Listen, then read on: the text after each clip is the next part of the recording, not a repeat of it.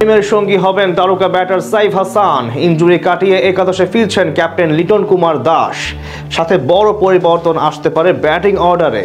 Bowling ইউনিটে মুস্তাফিজের সঙ্গে থাকছে বেশ কিছু নতুন চমক। সব মিলিয়ে ওয়েস্ট ইন্ডিজের বিপক্ষে প্রথম ম্যাচে কেমন হবে টাইগারদের টি-20 একাদশ সেটাই জানবো রিপোর্ট। টি-20 ফরম্যাটে শেষ 4 সিরিজ ধরে অপরাজেয় বাংলাদেশ ক্রিকেট দল। এশিয়া কাপেও মোটামুটি ভালো পারফরমেন্স করেছিল লাল সবুজ প্রতিনিধিরা। এরপর আফগানদের হোয়াইট ওয়াশ করে বলা চলে এক প্রকার আত্মবিশ্বাসের তুঙ্গে আছে লিটন বাহিনী। সেই ধারাবাহিকতা বজায় রাখতে এবার ঘরের মাটিতে ক্যারিবীয় মিশন জয় করতে মাঠে নামছে টিম টাইগার্স, যারা কিনা নিজেদের সবশেষ সিরিজে সহযোগী রাষ্ট্র নেপালের কাছে হেরে এসেছে। সে যাই হোক, ক্যারিবীয় ক্রিকেটারদের বলা চলে সমীহ করেই মাঠে নামবে বাংলাদেশ।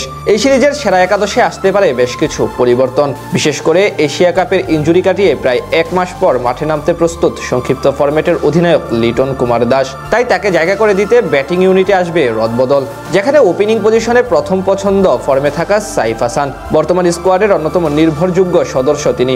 ব্যাট হাতে নিজেকে প্রমাণ করে দলের স্থায়ী সদস্যে পরিণত হওয়ার চেষ্টা করছেন এই ডানহাতি ব্যাটার। সাইফের সঙ্গী হতে পারেন বাঁহাতি ওপেনার তানজিদ তামিম। যদিও নামের প্রতি শেষ কয়েক ম্যাচ ধরে সুবিচার করতে পারছেন না তিনি, তবে আরও একবার তামিমের উপরেই আস্থা রাখতে চায় টিম ম্যানেজমেন্ট। 3 নম্বরে যথারীতি থাকবেন ক্যাপ্টেন লিটন কুমার দাস। ইনজুরি কাটিয়ে ব্যাট হাতে কেমন করেন তিনি, সেটাই এখন দেখার পালা। 4-এ থাকতে পারেন ডানহাতি ব্যাটার তাওহিদ হৃদয়। ওয়ানডে ফরম্যাটে ধারাবাহিকভাবে রান পেলেও টি-20 ক্রিকেটে স্ট্রাইক রেট নিয়ে কিছুটা বিপাকে আছেন হৃদয়। বিশেষ করে ইনিংস বড় করতে পারছেন না কয়েক ম্যাচ ধরে, তাই বাড়তি চাপ নিয়ে মাঠে নামতে হবে এই তারকা ব্যাটারকে।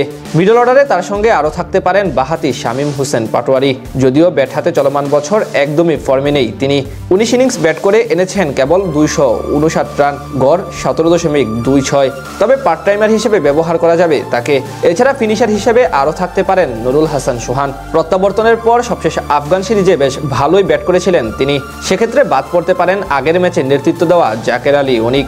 স্পিন ডিপার্টমেন্টে ভরসা শেখ মাহাদি হাসান। বল হাতে দারুণ ফর্মে আছেন তিনি। এই বছর 13 ম্যাচে 17 উইকেট শিকার করেছেন 8-এর নিচে ইকোনমি রেট রেখে। তার চেয়ে বড় কথা, ওয়েস্ট ইন্ডিজের বিপক্ষে তার বোলিং গড় মাত্র 10। মাহাদির সঙ্গে লেগ স্পিনার হিসেবে থাকতে পারেন ওডিআই সিরিজে সেরা খেলোয়াড় নির্বাচিত হওয়া রিশাদ হোসেন। এদিকে পেস ইউনিটের বড় নাম কাটার মাস্টার মুস্তাফিজুর রহমান। দারুণ ছন্দে থাকা এই বাঁহাতির সঙ্গে আরও থাকতে পারেন তানজিম হাসান সাকিব এবং তাসকিন আহমেদ। তারা দুজনও আছেন বেশ ভালো ফর্মে। সব মিলিয়ে বলা চলে চট্টগ্রামের বীরশ্রেষ্ঠ শহীদ flight lieutenant Motiur Rahman cricket স্টেডিয়ামে বেশ ভারসাম্যপূর্ণ একাদশ নিয়েই মাঠে নামবে স্বাগতিক বাংলাদেশ।